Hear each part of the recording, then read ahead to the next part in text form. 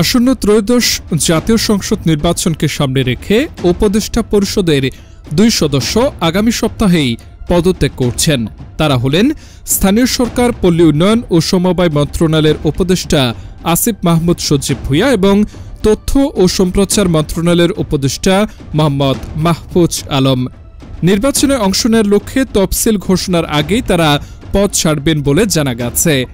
এই পদত্যাগকে ঘিরে উপদেষ্টা পরিষদে নতুন মুখ দেখার সম্ভাবনাও জোরালো হয়েছে।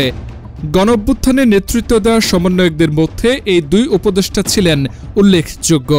সূত্র বলছে তারা বিএনপির ছেড়ে দেওয়া আসনে স্বতন্ত্র প্রার্থী হিসেবে নির্বাচনে অংশ নেওয়ার প্রস্তুতি নিচ্ছেন। পদত্যাগের সিদ্ধান্ত তারা মৌখিকভাবে প্রধান উপদেষ্টাকে জানিয়েছেন। বিশ্বস্ত সূত্রের তথ্য অনুযায়ী 10 ডিসেম্বরের মধ্যে জাতীয় নির্বাচনের তফসিল ঘোষণা হতে পারে। এর আগে 5 ডিসেম্বরের মধ্যে চূড়ান্ত করা হবে ভোটার তালিকা।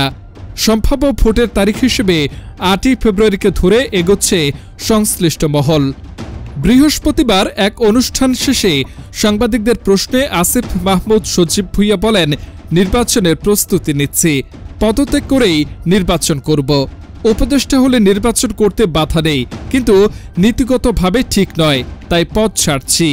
কোন দল থেকে প্রার্থী হবেন তা এখনও চূড়ান্ত নয় বলে উল্লেখ করেন তিনি।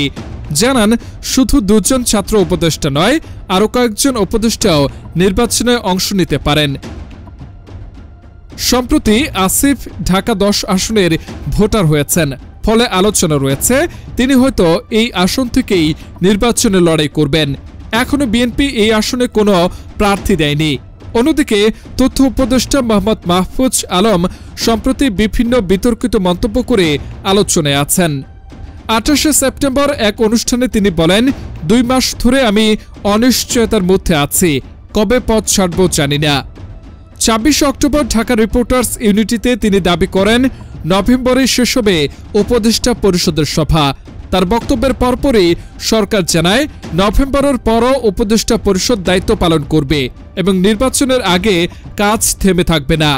তফসিলের আগ মুহূর্তে 2 গুরুত্বপূর্ণ উপদেষ্টার পদত্যাগ নির্বাচনে নতুন মাত্রা যোগ করেছে। জোট রাজনীতিতে টানাপোড়েন, নতুন দলের উত্থান এবং স্বতন্ত্র প্রার্থী হিসেবে প্রভাবশালী ব্যক্তিদের মাঠে নামার সম্ভাবনা, সব মিলিয়ে নির্বাচনের অঙ্গন আরও সরগরম হয়ে উঠছে।